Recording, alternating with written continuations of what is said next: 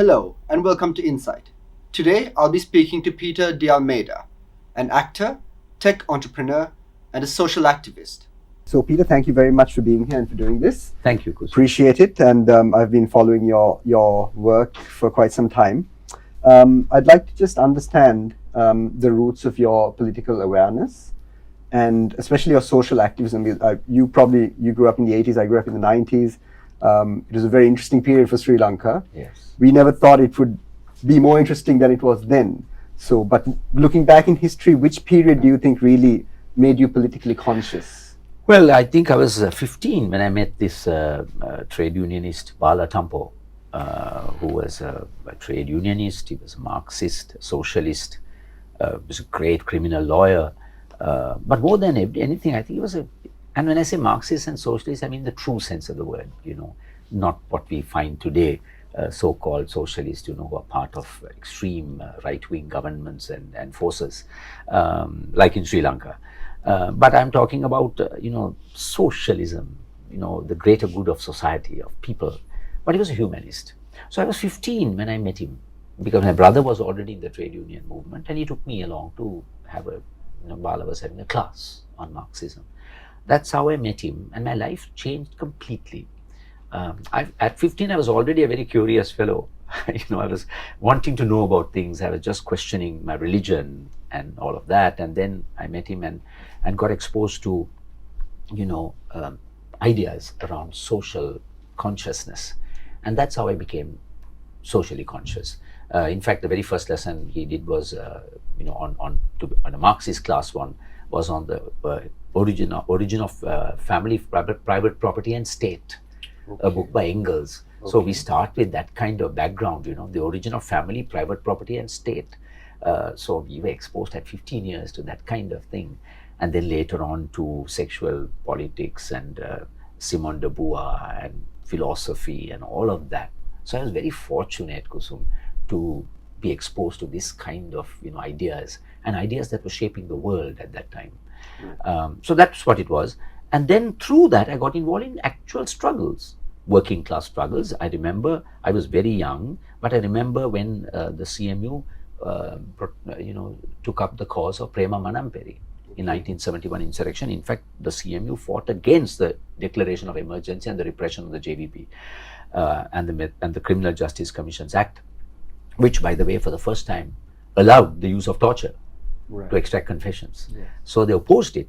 And all the so-called leftists in government at that time, including the famous Peter Kenneman, Colvin, and all of them, voted for it. Only one person, Prince Gunasekara, as a Buddhist, he opposed it.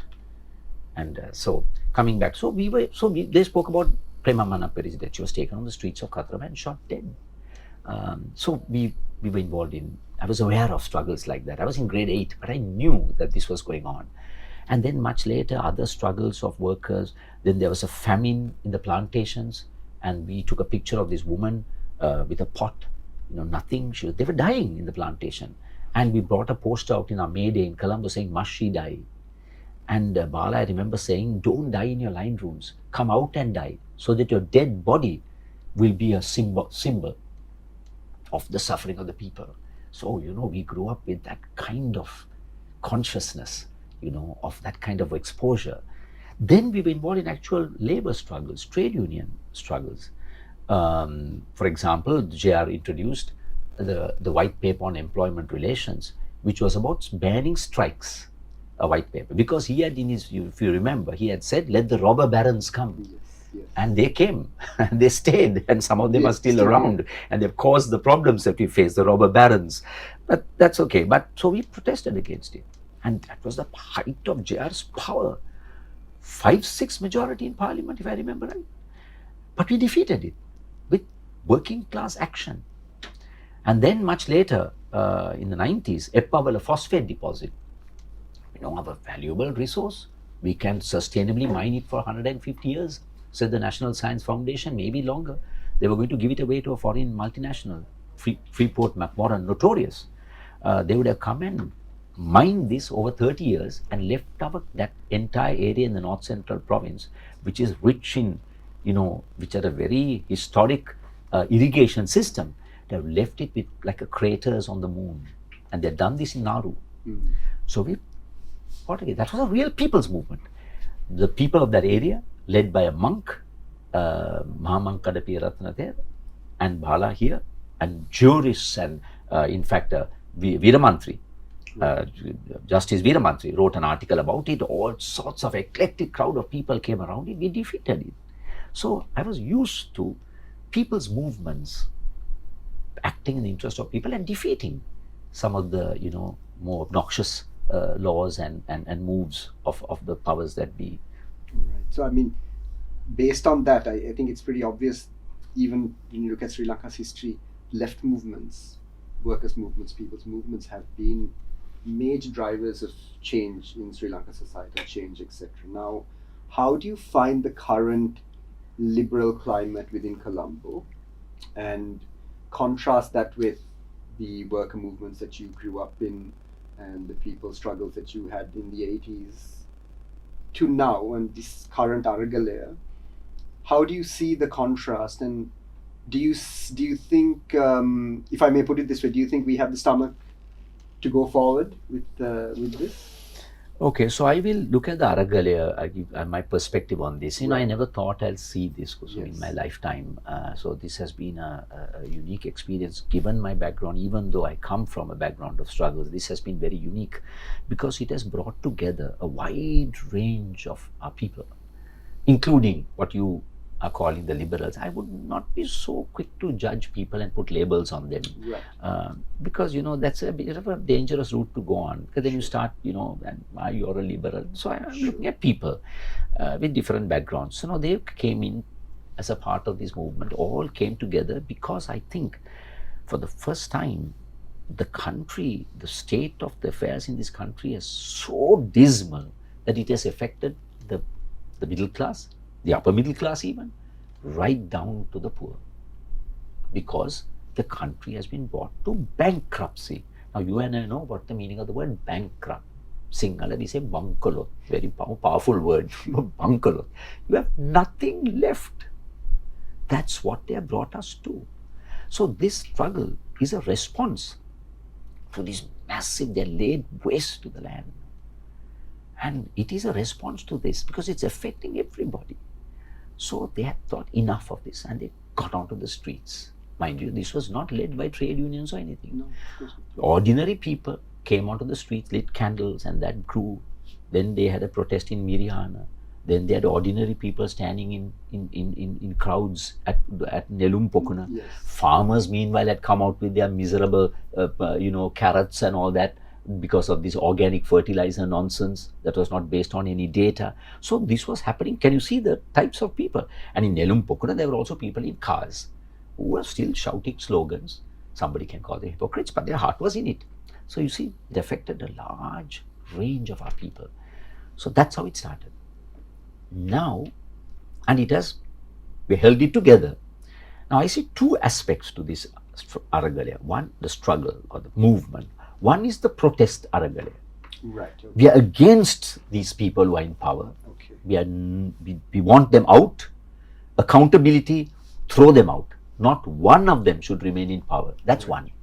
But the other side, Kusum, that I'm seeing is the Aragalaya that's going on in Gotagam and other places where they're talking about a different future. So it's not only protest and object and throw out.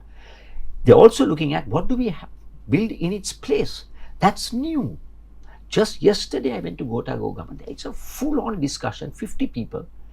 They've put a slide, they've collected proposals, and they've come up with many. In fact, I have it there in my bag. I should have brought it here. Proposals for a different constitution. And they're putting it up on the projector. Point by point they're going through, people are objecting, discussing. Now, for the first time, we are seeing a direct participation of the people in constitution making. That's the other side of the Aragalaya. A lot of people. Direct democracy, you're right. Participatory democracy, direct democracy. Otherwise, constitution written by some lawyer. What does he know about the mood of the people? Because the constitution, after all, is supposed to reflect the needs of the people of that time. So this is really inspiring good work. But There are forces at play. We'll come to that later. Maybe you might have a question or two on what has happened. No, I'd like to discuss Yeah. that actually. This might be a good juncture to discuss. Yeah, so it let me because a lot of quickly people have- finish this. So, Sure, my sure. point is that there are these two aspects. So we must be very aware of these two. Right. Now, is the Baragalia waning? It's very difficult to sustain people's movement consistently because people have to go to work. And now some people say, Peter, I'd like to come to some of the protests, but it cost me 2,000 rupees to come and go in a tuk-tuk. Yesterday the fares went up again. How can people come, Kusum? And they're standing. I stood in a queue for 20 hours, no petrol, another 17 hours, 37 hours. So my work in the protest or anything or constitution making or future, it's affected. So you see, it's very difficult, but I still feel that the problems are there. And they're going to get worse. They're getting worse. Yeah. They're getting worse. Now, since Ranil came, we can talk about that later. The queues have got longer. Yeah. And so, I don't think the Aragale is going to die, the people's movement, but there are people who need to sustain it.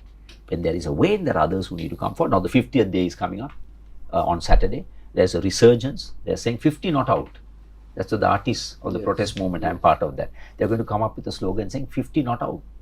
That means you're still there. You faced a few oddballs, bumpers, all that. We can use a cricketing jargon. 50 not out. Game has to be won. We are on the field. So interesting analogy. So I don't think so. I don't think so. How do you square the feeling in Colombo that the Aragale and protests will disrupt, for example, negotiations, they'll disrupt tourism, but on the other side, people have to accept that if it weren't for the Aragale, we probably wouldn't have had any changes. And nobody is condoning any violence on either side openly, but we know that throughout history, people's movements, it has violence. There is a violent aspect to it. The agitation will inevitably lead to a form of violence. Now, what I meant when I meant is the liberal stomach for this is that I noticed that a lot of people on social media turned away very quickly sometimes from the Aragale, saying, oh, it's become a JVP thing, it's become a IUSF thing, etc. Do you think that there's a proper, maybe people haven't quite appreciated that even if it is a JVP thing, it's made some real changes. So do you think that maybe the Ranil Wickremesinghe Premiership will make people further appreciate it, but do you think there's a dynamic that is presenting a challenge for you, Yes. for people in the Aragale? Yes, I'm sure, the Ranil coming in and the narrative that they're now trying to give, that this is now controlled by it's a spin. Yes. We know this. You give it a spin. You try to, that's propaganda at work. Now, to your point, is the Aragale now run by the IUSF or anyone? I mean, I am not, for example, I am not directed by them. I am not waiting for their instructions. The artists of the protest movement don't wait for a call.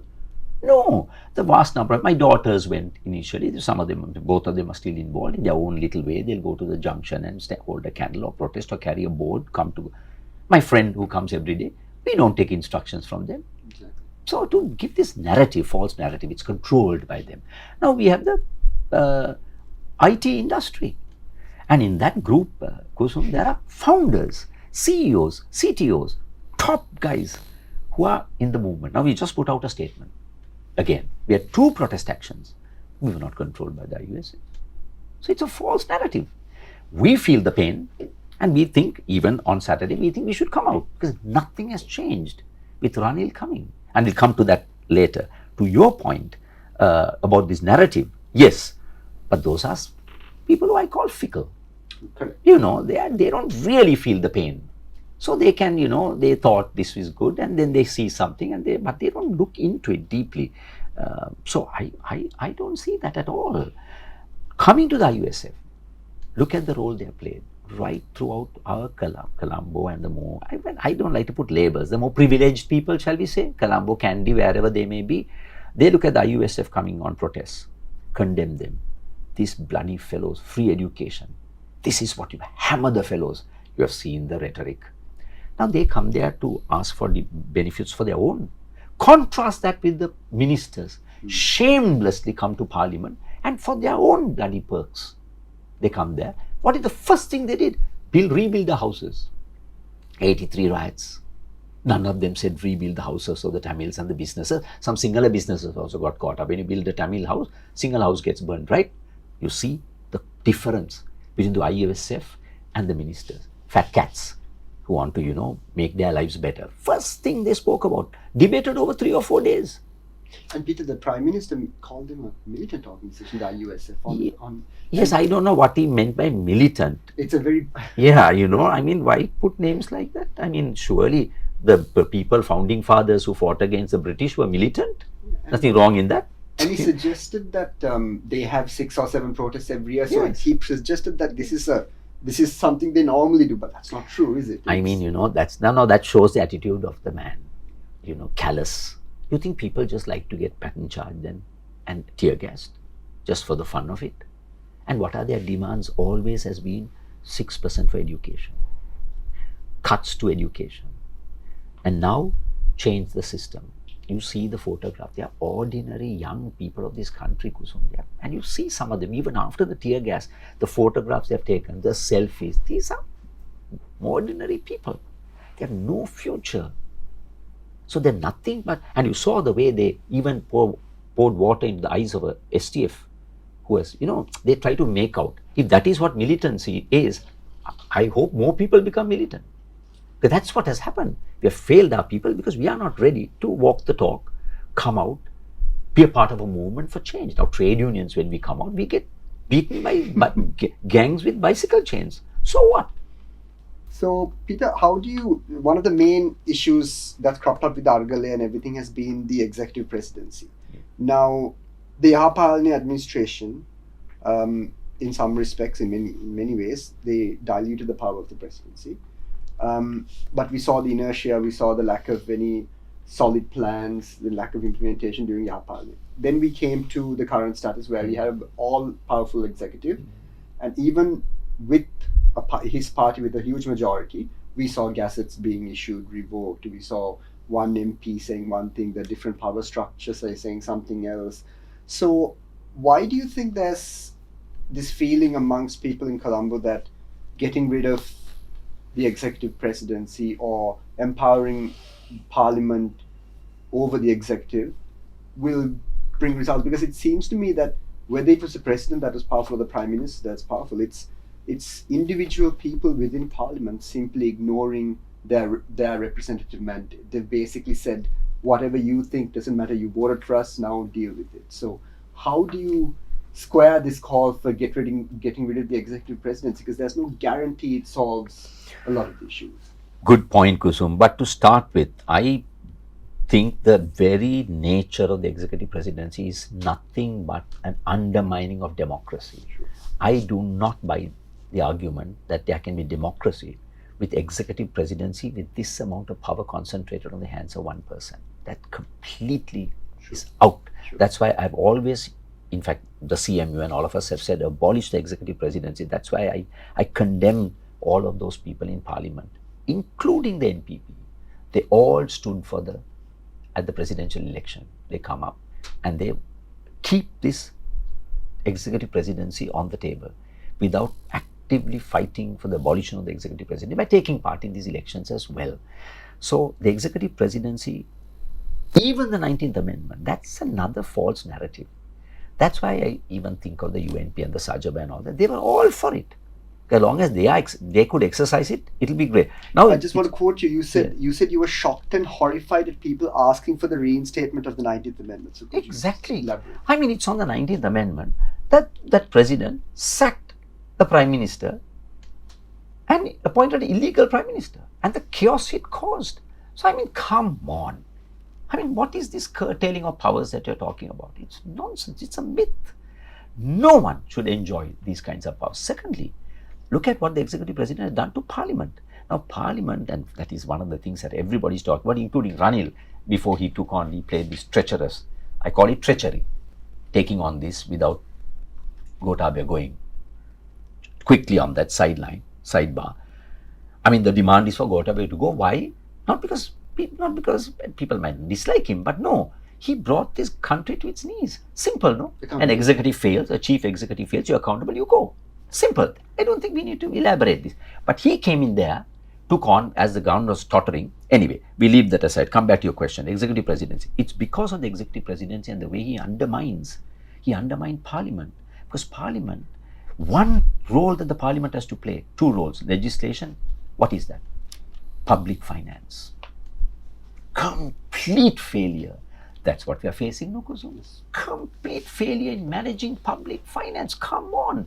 All these guys are in Parliament. They say they have a majority, but that doesn't cut it. And that's how he undermines. Through various means, he undermines Parliament because he still has considerable power of appointing various people to positions. So that has to go. Because what happens is when there is someone like that, people collect around him. Correct? Yeah. He forms a little gang of thieves and others who are now, because they are enjoying the privileges, he just hands it down to them. So you get a coterie of people around him who wield power from him, accountable to no one. That's the point. No accountability. So Parliament also, then he controls. Now look at the appointment he made. Now he could have made this appointment under the 19th Amendment also, on the opinion of the President. Now what kind of opinion must you have to think that a person with one seat in Parliament can command the majority in Parliament? You see how it undermines democracy. Yeah. In his opinion, he appoints. So he can take a person with no seats, came to the bonus seat, I formed an opinion. He shows no proof. Then, with that appointment, then he collects people around him. As you can see. Yeah. But if he said, no, I'm not appointing you till you show me letters from minister, MPs and so on. Your own party has 80 people. Good, great start. Now show me 113. Show me the proof. No, randomly I appoint any fellow I want. It could be my puppy dog for all I care. And then he goes and collects people. Because now he's got the position. You see how it undermines democracy? But this, Peter, if you don't mind me, Please. There's a strategic difference here. Now, some people are saying, for example, you mentioned Indrajit Kumaraswamy accepted a position on the Economic Council, and you said that he should not have. You said that these should have been conditioned on the president's exit. Harsha De Silva, I think they're playing this game where they're leaving the finance ministry. They left it open for Dr. Harsha De Silva to take it, and they kept pushing him. Do you want to take it? Why aren't you taking it? Yes. So on one side, there's people that say, I'm willing to take up a cabinet position. I want to help the country, etc. I want to help us through this. On the other side, there's people saying, no, we won't take it until you give us a blank slate. And then the people in between are saying, some people say you should take it and try to help the country because we need solutions. But there's another side that say these solutions will be temporary and we don't want temporary solutions. So I think the point is, how do you square the two? Because we have to find one strategy to take us forward. And this seems to have, like you said, it's brought the Rajapaksa establishment and the president a lot of time. They've been able to come back to Parliament without a... Yes. I don't think that helicopter thing was probably debunked, but either way they came to Parliament when they were virtually chased out of their homes. So how strategically, how do we move? Very simple, Kusum. Those who caused the downfall can play no further part in it. Now why is that so complicated? Because the MPs control Parliament. That's right. Now why is that so complicated? That's all I'm saying. You brought it to ruin. How can you continue to play a part in its restructure? Because you brought it to ruin not because you made a few bad decisions. You used corruption. You benefited from it. You have fattened yourself. How can anybody, even in a company, go and work with a CEO and his team who has failed and brought the company to ruins? You see, out you go. It's fundamental. It's not fundamental because when you're playing politics and you're talking about power and, even these fellows who are, you think they've actually gone to save the country? Really? Really? It's a narrative that's there. Ranil has gone to save the country. Good Lord. My God. Manusha, Hari, they're going to save the country. Do you see, who would you support? I mean, generally speaking, I don't want to put you on the spot, but people speak about politics. It's good to know how they've voted or how they plan to vote. So even if you're not sure who you might vote for, would you mind sharing with me how you voted in the past, and would you feel comfortable telling it? Maybe the last election, the election before that. What was your thinking going into it? I generally don't vote in an election, right? Because I do not believe in giving my mandate to someone Fair. and then forget about it for 6 years, Fair because the constitution does not have the power of recall. That's The right. only time I may have voted is when very we had our important. own member of parliament, member of the municipal council in Mattakulia. I was a small boy. Okay. Now that was a true reflective democracy. Now we had a ward in the municipal council. You have wards. We had a ward in Mattakulia. Now 12,000 families may be in that ward. So whoever gets elected doesn't matter. He gets elected. He's the only person with the telephone down our lane. I'm talking about 1970s. Now we run to his house. If the garbage is not collected, literally my sister runs to his house. Mr. Augustine Dias, you're not taken the garbage. Jacinta, very sorry, I'll get it clear. You see, that we can vote, because when he comes, because he is answerable. It's not there today. And this damn proportional representation and these what do you call it, these preferential votes, they say, you didn't elect me. I came on the list, 25 people. So no recall. Why would I vote? And then you go and switch parties. You see, so I do not believe in the electoral system as it is composed today. If there's power of recall and you have a direct MP who is responsible to your electorate, to the ward, you meet them, then yes, then part of a democratic process. Then we select him, we remove him. So without those elements in our constitution, You don't feel comfortable? I don't feel comfortable. I'd rather mobilize people on issues that are of interest to us. But do you think an election might be the only way to solve this current issue, or do you think it solves it? Do you think it makes it worse? I don't think an election now, it'll only make it worse, because the people don't have choice. And when they're thrown into an election, they will have to make a pick bad between one rotter and the other. They don't have real choices. And they don't have real democracy, because they have to go through this proportional representation system, people on a list, and and he's not answerable to you. So election right now will not be the answer. That's why even Damini Vijayasinghe says, the former Auditor General, he says, use this opportunity to drive some real changes. And that's why I see Ranil's treachery and betrayal. Because you could have made some fundamental changes. The 21st Amendment, for example, abolished the executive presidency. I know there are some people who say, now when Marcos had to flee the country, do you call him and tell him, no, Marcos, don't go, because you leave a vacuum. Please stay for 15 months, because then I have to make the necessary bills in Parliament. When there's a revolution, people come up in, anger. The Shah of Iran gets on a plane and goes. Marcos goes. So you don't tell him, don't go, man. There's a constitution crisis, no. What nonsense. So election is not the thing, but use the need of the people and those discussions that are happening about constitution, drive some real change, But Peter, without an election, how do you... Because it seems the support to a party in Parliament seems extremely subservient. Yes. I mean, they don't seem to think independently. There's very few people that are sort of agitating for anything other than what their leader says. So without an election, how do you get this? Because they're not going to resign. They're not changing how they vote. So how do you get these people... How did Mahinda go? To your question. How did Cabral go? Who would have thought, Kusum? Who would have thought? It's about He extended just pressure. flee. They fled temple trees. Basil.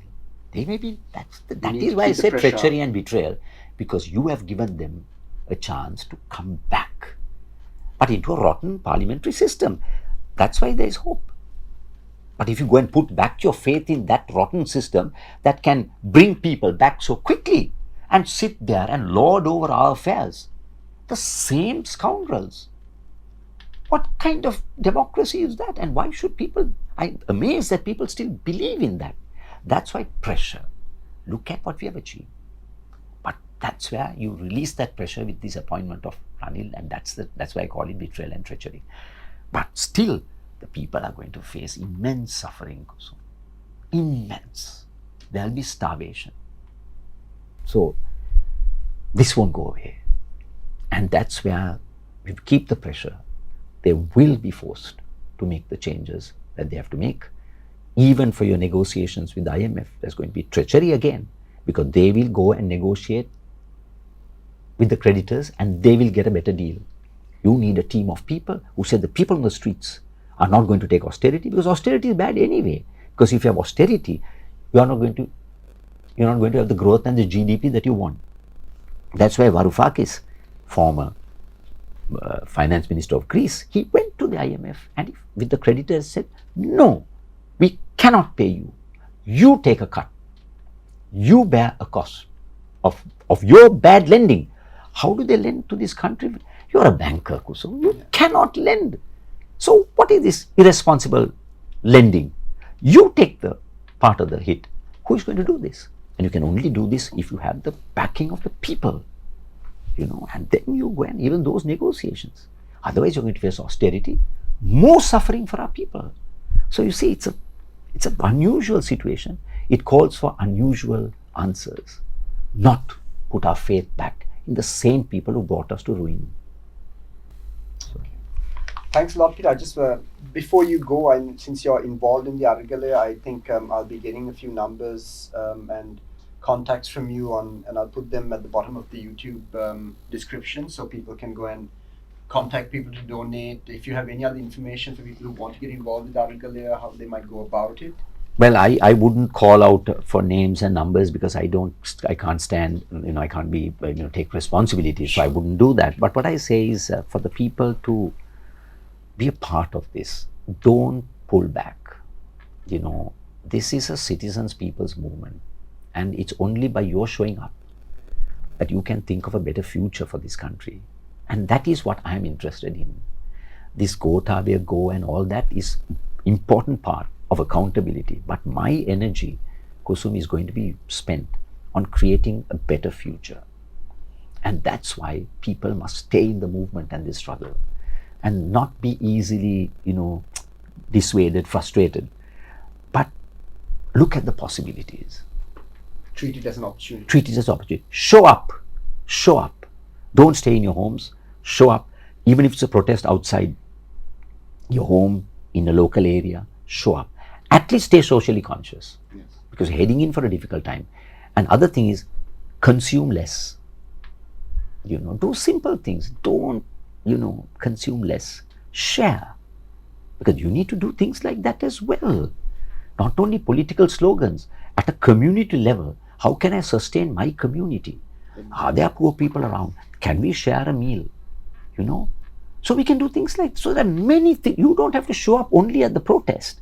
You do other things, Lawyers can give their service for free. Doctors, corporates. I have no faith in our private sector, Kusum. Absolutely. They are the most opportunistic bunch of people I've seen. This conscious capital and all that, I don't buy it. Because when the tax cut was there, they never said, don't do it. Nobody. Because this is not sound economics. Nobody said it. Nobody said it. Nobody said it. So they will now come and distribute some packets of food and nonsense, But I'm saying the community has to sustain itself. We'll have to sustain the people around us. So a different consciousness. Show up at the protests, because having them is dangerous. Nothing will change. But if you can't, do other things that can help our community as we face a difficult future in the years ahead. Volunteer. That's another great thing. Hospitals, other places. Volunteerism, spirit of sharing, spirit of community. That's what we need to build a better country. Excellent. Okay, thank you very much, Peter. I appreciate it. And let's hope things will change soon. It doesn't seem there's any sign of it, but as you said, this struggle has to continue. So thank you very much. Thank you, Kusum. Thanks.